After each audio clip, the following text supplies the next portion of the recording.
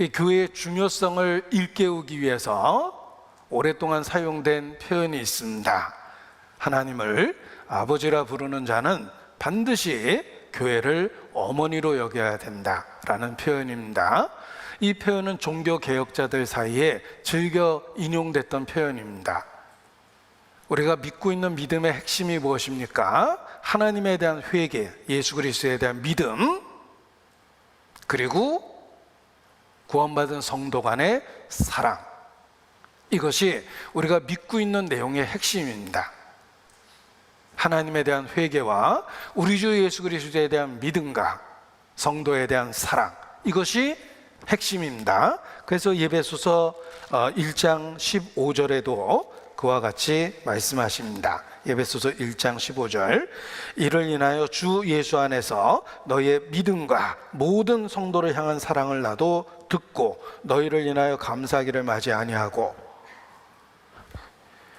믿음과 그 믿음이 만들어내는 사랑, 이것이 그리스도인의 특징 지어지는 것입니다. 우리는 어떻게 그리스도인이 되었습니까? 회개하고 복음을 믿었습니다. 하나님에 대한 회개와 우리 주 예수 그리스도에 대한 믿음을 갖고 그리스도인이 된 것입니다. 그리고 그 참된 믿음은 성도에 대한 사랑을 만들어냅니다. 그래서 모든 성도를 향한 사랑, 이것이 그리스도인의 특징이라고 이렇게 말씀드릴 수 있습니다. 자, 우리는 교회를 통해서 구원을 받고 교회를 통해서 양육받고 있으며 교회를 통해서 보호받고 있습니다. 그래서 그리스도와 관계를 갖고 있는 모든 참된 그리스도인은 자연스럽게 같은 위치에 있는 성도를 사랑하게 되는 것입니다. 모든 성도에 대한 사랑, 그 사랑이 너희 안에 있음을 내가 들었다. 이런 표현이 이 바울의 편지 속에서 반복되는 것입니다. 이 교회의 중요성을 일깨우기 위해서 오랫동안 사용된 표현이 있습니다.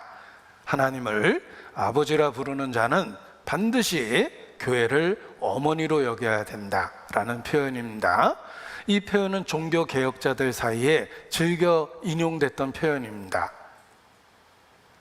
하늘에 계신 우리 아버지, 우리는 창조주를 그리스도 안에서 아버지라 부르는 사람들입니다.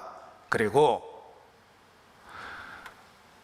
우리는 교회를 어머니처럼 여기는 마음이 있어야 됩니다. 교회를 통해서 구원받고 교회를 통해서 보호받고 양육되고 있기 때문에 그렇습니다. 어머니와 같은 존재, 그 존재가 교회라는 것을 일깨울 수 있습니다. 우리의 이 땅에서 가장 친밀한 관계와 사귐은 어머니와 자녀라는 관계일 것입니다. 그 어머니라는 표현이 그 자체가 우리에게 큰 울림을 줍니다. 우리는 그 관계 속에서 태어났고 그 관계 속에서 성장했기 때문에 그렇습니다. 잠언 30장 11절 말씀을 보시겠습니다.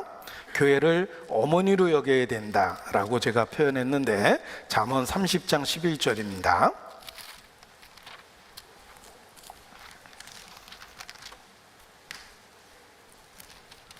잠언 30장 11절 함께 읽습니다. 아비를 저주하며 어미를 축복하지 아니하는 무리가 있느니라. 무리가 있느니라. 이런 사람 참 많이 있습니다. 아비를 저주하며 하나님 이야기만 하면 분노하는 사람이 있습니다. 하나님 자체를 적대시하는 사람들이 있습니다. 가정적으로 아버지를 저주하면 천하의 불효자식입니다. 근본이 잘못된 것입니다. 그보다 더 큰 죄는 만물을 지으신 하나님을 부인하고 부정하고 공격적 태도를 갖는 것입니다. 아비를 저주하는 자가 있다. 세상에도 끔찍한 불효자식들이 있습니다. 신앙적으로도 하나님 앞에 그런 영적인 그런 불효자식들이 참 많은 것입니다. 아비를 저주하는 무리들이 있습니다. 그리고 어미를 축복하지 아니하는 무리가 있느니라. 어미를 축복하지 않는다. 적극적으로 축복해야 될 대상이 어머니입니다. 부모 자식 간의 관계를 조금만 생각해 봐도 우리는 바로 공감할 수 있습니다. 우리가 적극적으로 축복해야 될 대상은 우리의 어머니입니다. 그런데 그 어머니에 대한 적극적인 축복을 하지 않는 상태, 그 상태가 이미 잘못된 거라는 것입니다. 이 말씀 앞에서 개인적으로는 자신의 어머니를 생각하고 회개하셔야 됩니다. 마땅히 적극적으로 축복해야 될 그 대상을 우리는 마음속에 소홀히 여긴 기억이 많이 있습니다. 어머니의 존재나 사랑을 당연한 것처럼 여긴 적이 있습니다. 그 자체가 잘못된 겁니다. 어머니라는 존재에 대해서 우리는 적극적인 축복을 해야만 합니다. 그분의 희생, 수고, 그 결과로 우리가 태어나고 양육되었고 생명을 누리고 있기 때문에 그렇습니다. 따라서 개인적으로는 어머니에 대한 회개를 해야 됩니다.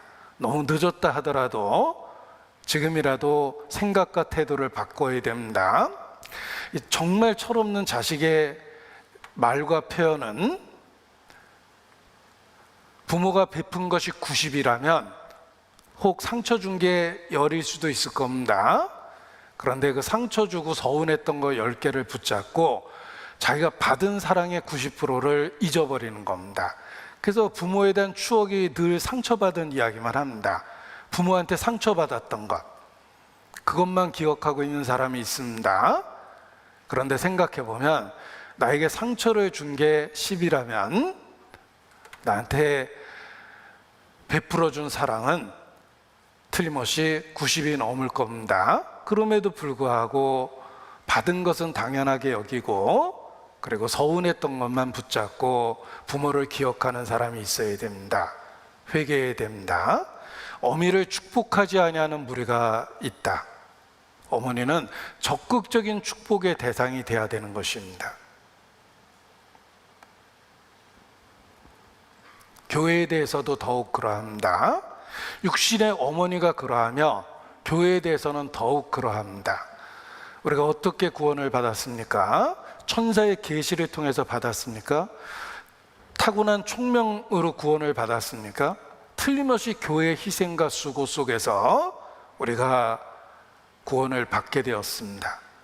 누군가가 희생해서 지어준 건물, 누군가가 마련해준 자리, 누군가가 해준 밥을 먹고 누군가가 다 상황을 만들어준 곳에서 말씀을 들은 것입니다.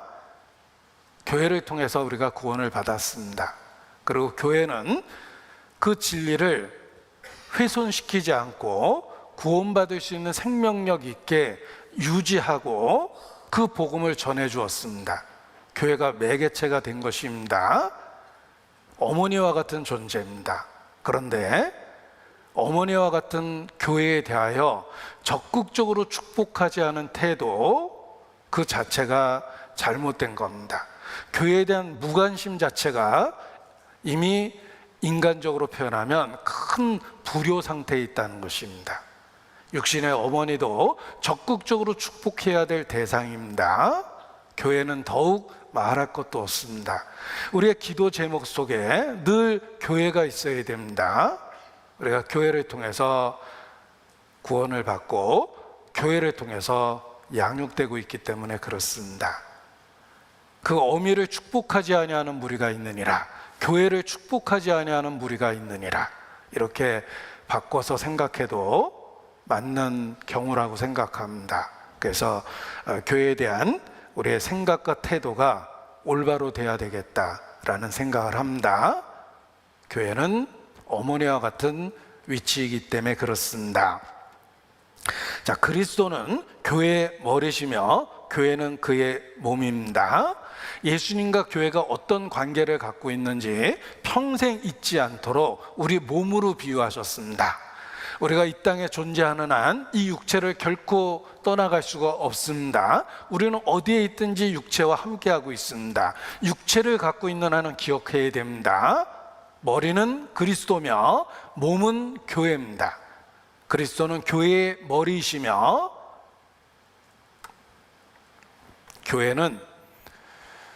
그리스도는 교회의 머리시며 교회는 그리스도의 몸입니다. 우리가 이 진리를 이 땅에 육체를 갖고 존재하는 한 항상 기억해야만 한다는 것입니다. 하나님께서 그리스도를 만무리의 교회의 머리로 주셨기 때문에 그렇습니다. 골로새서 1장 18절 말씀도 찾겠습니다. 골로새서 1장 18절입니다. 같은 말씀이 있습니다. 표현을 바꾸어서 다시 일깨워주고 있을 뿐인데 골로새서 1장 18절 함께 읽겠습니다. 그는 몸인 교회의 머리라. 그가 근본이요 죽은 자들 가운데서 먼저 나신 자니 이는 친히 만물의 으뜸이 되려 하심이라. 자, 그리스도는 만물의 교회의 머리입니다. 그리스도는 몸인 교회의 머리입니다. 이것을 항상 기억하고 살아야 된다 라는 것입니다. 교회는 단순한 건물이나 예배당, 건물이 아닙니다. 어떤 조직, 법인 이런 것도 아닙니다. 교회는 그리스도의 몸입니다. 생명력 있는 유기체입니다. 유기체라는 표현을 씁니다. 생명력 있는 조직을 유기체라고 표현하는데 교회가 그렇습니다. 영적 생명이 가득한 영적 유기체입니다. 그리스도의 몸이기 때문에 그렇습니다. 그리스도를 머리로 하는 살아있는 공동체이며 성도는 생명력 있게 서로 지체로서 연결되어 있다는 것입니다. 몸의 각 지체가 머리에 의해서 통제되고 움직이고 있습니다. 교회는 머리의 뜻을 이루는 것이 마땅합니다. 그리스도의 몸이기 때문에 그렇습니다.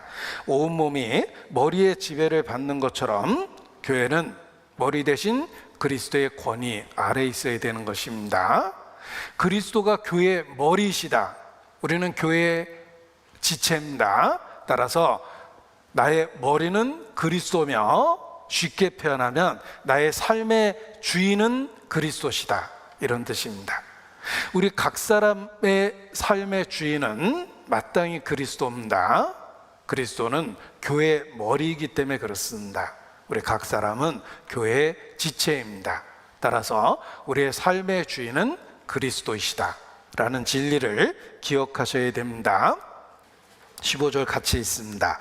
너의 몸이 그리스도의 지체인 줄 알지 못하느냐? 내가 그리스도의 지체를 가지고 창기의 지체를 만들겠느냐? 결코 그럴 수 없느니라. 우리의 육체가 그리스도의 일부분입니다. 그리스도의 지체를 갖고 창기의 지체를 만들고 깡패의 지체를 만들겠습니까? 그럴 수 없느니라. 우리가 그리스도의 몸이라는 위치를 분명하게 일깨우면 죄에 대한 강력한 저항감이 생깁니다. 그럴 수 없습니다. 자, 청소년 시절 죄의 유혹이 달콤했던 그 시절에도 어머니를 생각하면, 나한테 인생을 건 어머니를 생각하면 죄를 쉽게 질 수 없었습니다. 함부로 행동하던 철없던 시절에도 사랑하는 사람들이 내가 마음대로 행하는 걸 막아준 겁니다. 하물며 우리가 그리스도의 지체라는 걸 일깨우면 죄에 대한 강력한 저항력을 갖게 됩니다. 유혹에 대해서 그럴 수 없다라는 단호한 마음을 갖게 됩니다. 안녕하세요. 오늘도 말씀 묵상 요약해 보도록 하겠습니다. 오늘은 에베소서 1장 20절부터 23절을 중심으로 교회가 그리스도의 몸이자 지체로서 어떤 사명을 감당해야 하는지에 대해 말씀드리겠습니다. 본문에서 바울은 그리스도께서 죽은 자 가운데서 부활하셔서 하나님의 오른편에 앉으시고 모든 권세와 능력 위에 뛰어나게 되셨으며 만물을 그 발 아래 복종하게 하시고 교회의 머리로 주셨다고 말씀합니다. 교회는 그리스도의 몸이며 만물을 충만케 하시는 그리스도의 충만함이라고 하셨습니다. 이 말씀을 통해 우리는 교회의 본질과 사명을 깊이 깨달을 수 있습니다. 교회는 단순한 건물이나 조직이 아니라 그리스도의 살아있는 몸입니다. 에베소서에서는 교회를 그리스도의 몸, 성전, 신부로 비유하며 그 본질을 설명합니다. 그리스도는 교회의 머리이시며 우리는 그 몸의 지체로서 서로 연결된 유기체입니다. 이 유기체는 성령의 하나 되게 하시는 능력으로 서로 다른 사람들을 하나로 묶습니다. 유대인과 이방인, 남자와 여자, 종과 자유인 등 서로 다른 이들이 교회 안에서 화평을 이루고 하나가 됩니다. 이는 그리스도의 십자가로 원수된 것을 소멸하시고 하나님과 화목하게 하신 결과입니다. 교회는 이러한 하나됨의 능력을 통해 하나님의 지혜를 세상에 드러냅니다.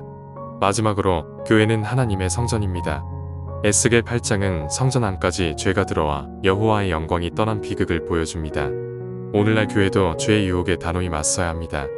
우리는 그리스도의 몸이자 성전으로서 하나님의 영광을 드러내야 합니다. 공주에서 진행 중인 학예 수양회와 다가오는 7차 수양회는 전도의 현장입니다. 이곳에서 우리는 그리스도의 고난에 동참하며 새로워진 마음으로 주님을 만날 수 있습니다. 교회는 그리스도의 몸으로서 전도와 섬김을 통해 하나님의 뜻을 이루어가는 공동체입니다. 우리의 삶이 주님께 드리는 헌신으로 가득하길 기도합니다. 오늘 말씀도 들어주셔서 감사합니다.